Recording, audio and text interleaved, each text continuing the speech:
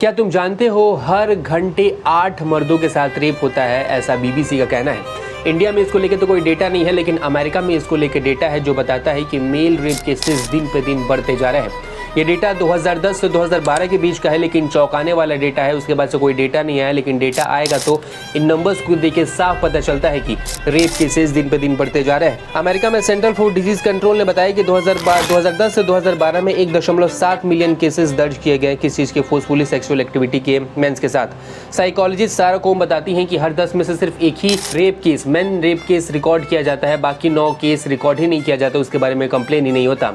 वहीं सीडीसी ने यानी सेंटर फॉर डिजीज कंट्रोल ने बताया कि 17 में से एक आदमी हमेशा बताता है कि उसने जीवन में कभी न कभी फोर्सफुली सेक्सुअल एक्टिविटी महसूस किया है, उसे मजबूर होना पड़ा है उसके लिए।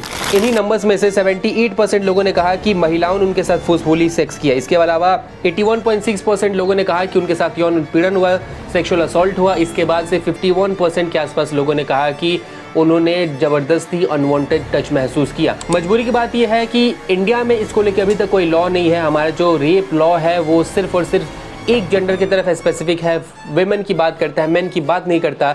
लेकिन अभी हाल फिलहाल में हमने इतने कई सारे केसेस देखे इंडिया में भी, वो चाहे उत्तर प्रदेश का मामला हो। इसके अलावा जालंधर में भी 4 महिलाओं ने एक आदमी के साथ रेप किया, लेकिन इस पे आजकल कोई बात करने को तैयार नहीं है।